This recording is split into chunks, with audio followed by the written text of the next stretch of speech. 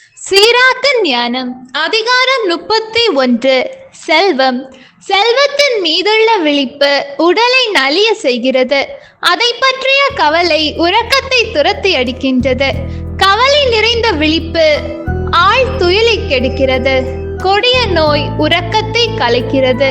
செல்வம் திரட்ட செல்வர் கடுமையாய் உழைக்கின்றனர். தம் ஓய்வின் போது இன்பத்தில் திளைக்கின்றனர். ஏழைகள் கடுமையாய் உழைத்தும் வறுமையில் வாழ்கிறார்கள். ஓய்வின் போது தேவையில் உழல்கிறார்கள். பொன்னை விரும்புவோர் நீதியை கடைபிடியார். மேன்மையை நாடுவோர் அதனாலேயே நெறி பிறழ்வர். பொன்னை முன்னிட்டு பலர் அழிவுக்கு ஆளாயினர். அவர்கள் அழிவை நேரில் எதிர்கொண்டனர். அதன் மீது பேராவல் கொள்வோருக்கு அது ஒரு தடைக்கல். அறிவிலிகள் அனைவரும் அதனால் பிடிபடுவர். குற்றமில்லாது காணப்படும் செல்வர் பேறு பெற்றோர். அவர்கள் பொன்னை நாடி போவதில்லை. இத்தகையோர் யார்? அவர்களை பேறு பெற்றோர் எனலாம். ஏனெனில் அவர்கள் தங்கள் மக்களிடையே வியக்கத்தக்கன செய்திருக்கிறார்கள். பொன்னால் சோதிக்கப்பட்டு நிறைவுள்ளவராய் காணப்பட்டோர் யார்? அவர்கள் அதிலே பெருமை கொள்ளட்டும். தவறு செய்யக்கூடிய சூழ்நிலை இருந்திருந்தும் தவறு செய்யாமல் விட்டவர் யார்? தீமை புரியக்கூடிய சூழ்நிலை இருந்திருந்தும் தீமை புரியாமல் விட்டவர் யார்? இத்தகையோருடைய சொத்து நிலையாயிருக்கும். இஸ்ரேலர் கூட்டம் அவர்களுடைய தருமங்களை எடுத்துரைக்கும். விருந்து. அறுசுவை விருந்து உன்னை அமர்த்திருக்கிறாயா? அதன் மீது பேராசை கொள்ளாதே. நிறைய பண்டங்கள் உள்ளன என வியக்காதே. பேராசை படைத்த கண் தீயது என நினைத்துக்கொள். படைக்கப்பட்டவற்றுள் கண்ணை விட கெட்டது எது? அதனால்தான் எல்லா கண்களில் நின்றும் நீர் வடிகிறது. காண்பவை மீதெல்லாம் கையை நீட்டாதே. பொது ஏனத்திலிருந்து உணவை எடுக்கும் போது அடுத்தவரை நெருக்காதே. உனக்கு அடுத்திருப்பவரின் தேவைகளை உன்னுடையவற்றை கொண்டே அறிந்து கொள். எல்லாவற்றிலும் அடுத்திருப்பவர்களை பற்றி கருத்தாயிரு. உனக்கு முன் வைக்கப்பட்டவற்றை பண்புள்ள மனிதர் போன்று சாப்பிடு. பேராசையோடு விழுங்காதே, இல்லையேல் நீ வெறுக்கப்படுவாய். நற்பயிற்சியை முன்னிட்டு உண்டு முடிப்பதில் முதல்வனாயிரு. அளவு மீறி உண்ணாதே, இல்லையேல் அடுத்தவரை புண்படுத்துவாய்.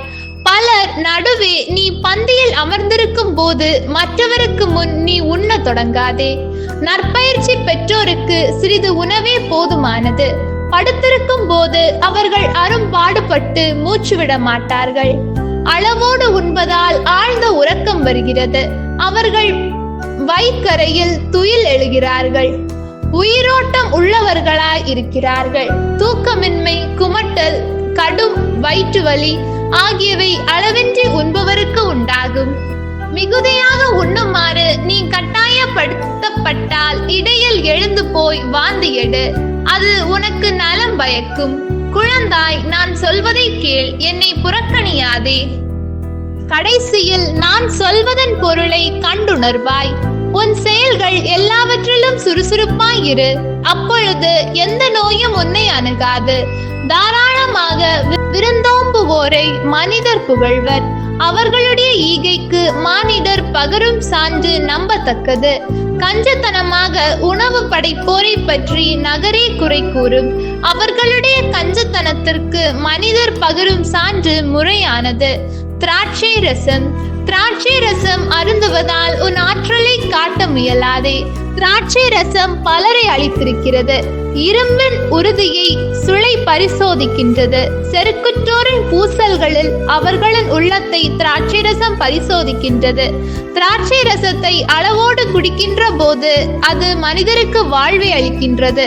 திராட்சை ரசம் இல்லாத வாழ்க்கை என்ன வாழ்க்கை? மானிடரின் மகிழ்வுக்காக அது படைக்கப்பட்டது. உரிய நேரத்தில் அளவோடு அருந்தப்படும் திராட்சை ரசம் உள்ளத்திற்கு இன்பத்தையும் மனதிற்கு மகிழ்வையும் அளிக்கிறது. அளவுக்கு மீறி அருந்தப்படும் திராட்சை ரசம் சினத்தையும் பூசலையும் தூண்டிவிடுகிறது. மன கசப்பையும் விளைவிக்கிறது. அறிவிலிகள் தங்களுக்கே கேடு விளைவிக்கும்படி குடிவரி அவர்களின் சீற்றத்தை தூண்டி விடுகிறது. அவர்களின் வலிமையை குறைக்கிறது. அவர்கள் காயம்பட நேரிடுகிறது.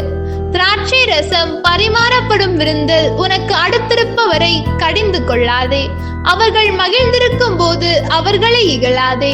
அவர்களை பழித்து பேசாதே. கடனை திருப்பி கேட்டு அவர்களை தொல்லைப்படுத்தாதே. ஆண்டவரின் அருள்வாக்கு. இறைவா உமக்கு நன்றி. ஹோலி பைபிள் தமிழ் சேனலில் திங்கள் முதல் வெள்ளி வரை திருவிவிலியத்தின் ஒரு அதிகாரமானது பதிவேற்றம் செய்யப்படும்.